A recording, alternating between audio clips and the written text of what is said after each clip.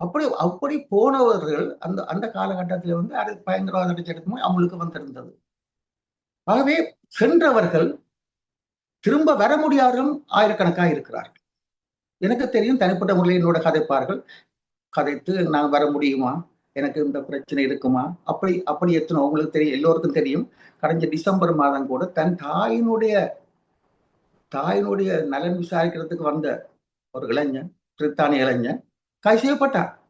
அப்ப பயத்தின் காரணமாக வராதவர்களும் ஆயிரக்கணக்காக இருக்கிறார். இன்னொரு விடயத்தை நாங்கள் பார்க்க வேண்டும். முக்கியமான இந்த விஷயம் என்னவென்றால், சாதாரண வாழ்க்கை இருக்குமா என்று சொன்னால் இந்த 3 மாத காலத்துக்குள்ள இதை செய்யலாம். ஆனால் சாதாரண வாழ்க்கை இல்லை இப்பொழுது.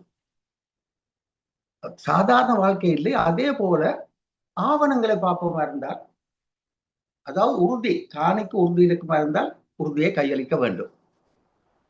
சரியோ?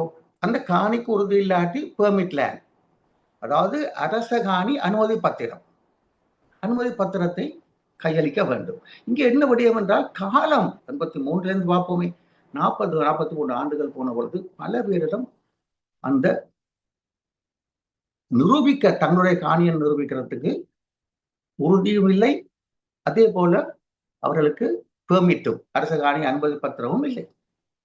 ஆகவே இந்த நடைமுறையில் இருக்கும் பொழுது இதற்கு நியாயமான காலங்கள் கொடுக்கப்பட்டால் மட்டும்தான். ஆனா இப்பொழுது இந்த திடீரென்று இதை கொண்டு வந்தது மிகவும் ஒரு சந்தேகத்தை உருவாக்குறது, மிகவும் பலத்த சந்தேகத்தை உருவாக்குறது. இப்பொழுது உதாரணமாக பார்ப்போமா இருந்தால், தேர்தல் காலத்தில் இந்த விடயத்தை கொண்டு வந்திருக்கிறார்கள்.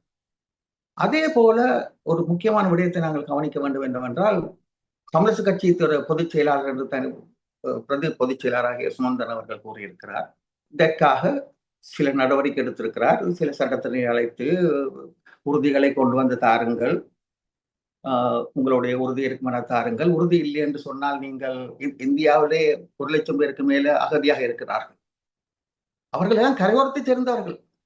அவர்கள் தான் அதிகமாக பாதிக்கப்பட்டிருப்பார்கள் நான் கருதுகின்றேன். அவர் கூறுகிறார், நீங்கள் வர முடியாவிட்டால், இந்தியாவிலிருந்து வர முடியாவிட்டால் நீங்கள் நிச்சயமாக நீங்கள் ஒரு பவர பட்டனையை கொடுத்து அதன் மூலம் வேறொருவருக்கு எழுதி கொடுங்கள். அரசு காணியாக்க விடாதீர்கள், வேறொருத்தருக்கு எடுத்துக் கொடுங்கள். இது என்னால் புரிந்து கொள்ள முடியவில்லை என்னவென்றால், இந்த காணி அவர்கள் போனவர்கள் அனைவருமே இன்று எத்தனையோ ஆண்டுகளாக அகதிகளாக இருக்கிறார்கள். இந்த விடயத்தை எப்படியா கையாள வேண்டும்? வேறொருக்கு எழுதி கொடுப்பதல்ல. இந்த விடயத்தை கையாள எப்படி? இந்திய தூதுவரை சந்திக்க வேண்டும்.